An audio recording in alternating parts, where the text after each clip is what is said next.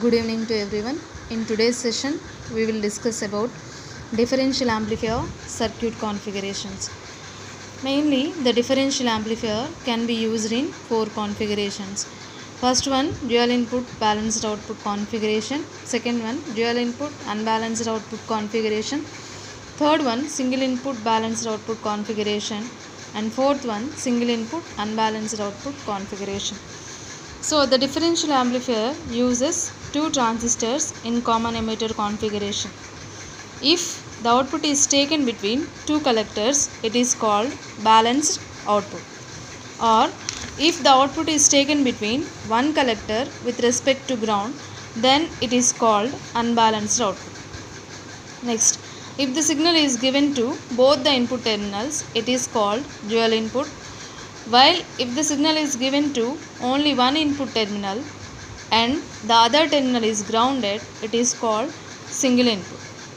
So depending on the inputs we are applying and depending on the output we are taking, we have mainly 4 configurations. First one, dual input balanced output configuration. So in this configuration, we are applying two inputs, VS1 and VS2, and here the output is taken between two collectors. So hence this configuration is known as dual input balanced output configuration. And second one is dual input unbalanced output configuration. In this configuration, we are applying two inputs and the output is taken at one collector with respect to ground. Hence, this type of configuration is known as dual input unbalanced output configuration. And third one is single input balanced output configuration. In this case, we are applying the input to only one input terminal while the other terminal is grounded, and the output is taken between two collectors. Hence, this type of configuration is known as single input balanced output configuration. And fourth one is single input unbalanced output configuration. In this configuration, we are applying a single input while the other input is grounded and the output is taken at one collector with respect to ground. Hence, this type of configuration is known as single input unbalanced output configuration. Out of these 4 configurations, the dual input balanced output is the basic differential amplifier configuration. So next one is DC analysis of differential amplifier. So DC analysis means obtaining the operating point values, that is ICQ and VCEQ for the transistor used. So to obtain the DC equivalent circuit, we should maintain the AC sources as 0. So that means we are making VS1, that is AC source, is equal to 0, and as well as the AC source VS2 also 0. And we are applying only the DC sources plus VCC and minus VE. So this is the DC equivalent circuit of a differential amplifier. So in order to obtain the operating point, here we are taking the considerations like the two transistors have the same characteristics and the resistances at the collector, that is RC1 and RC2 will be same, that is RC1 is equal to RC2 is equal to RC, and the parallel combination of RE1 and RE2 is taken as RE, and the magnitudes of VCC and VEE also same.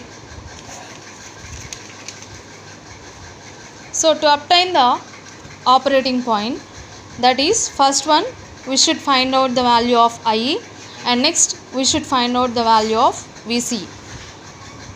So to find out the value of IE, apply KVL to the base emitter loop of transistor Q1. So here we are taking the operating point at only one transistor, that is Q1. If the values of Q1 is taken, the same values will be applicable to Q2 also, because the characteristics of Q1 and Q2 will be same. So in order to find out the IE value, here we are applying KVL for the base emitter loop of Q1. So while applying the KVL, here Vs1 is equal to 0. That means sum of the voltages is equal to 0, and hence the voltage at Rs1 and VB and the voltage at RE and VE. The total sum of all these voltages becomes 0. So when applying the KVL, the loop equation will be, suppose consider the current at the base is IB. So the voltage at this point is IB into Rs1. Here the voltage is VB, VBE, and here the voltage is, here we are considering the current as 2II, because from this point we can get one current, and from this point we can get one more current. So here we have IE, here we have IE, so total current will be 2IE.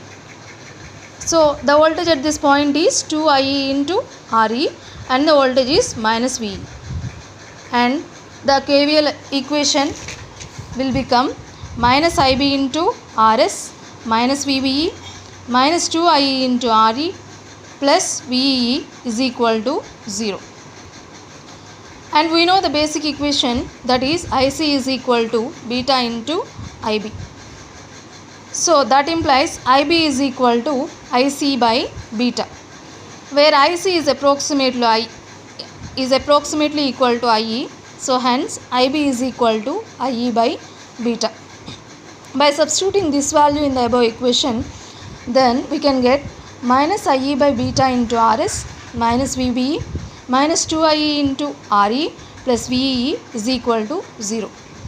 If you take the values of IE as common, so IE into minus RS by beta minus 2RE plus VEE minus VBE is equal to 0. So from this equation, IE is equal to VEE minus VBE by RS by beta plus 2RE. So by comparing these two values, RS by beta is very much less than 2RE. So hence IE is equal to VEE minus VBE by 2RE. So here IE is approximately equal to IC, and this is also called as ICQ.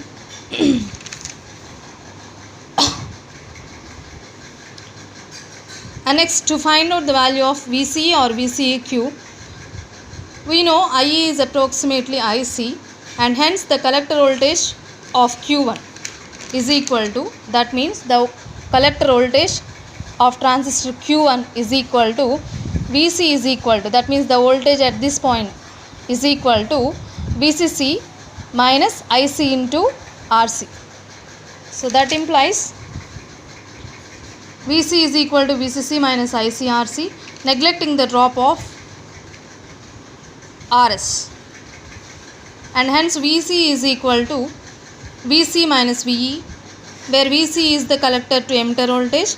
By substituting the VC value in this equation, VC is equal to VCC minus IC RC minus of minus VBE. So that is VC is equal to VCC plus VBE minus IC into RC.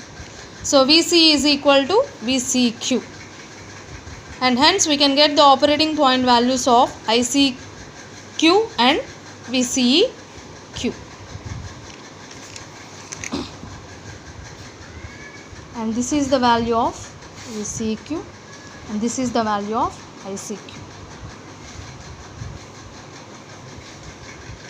Thank you.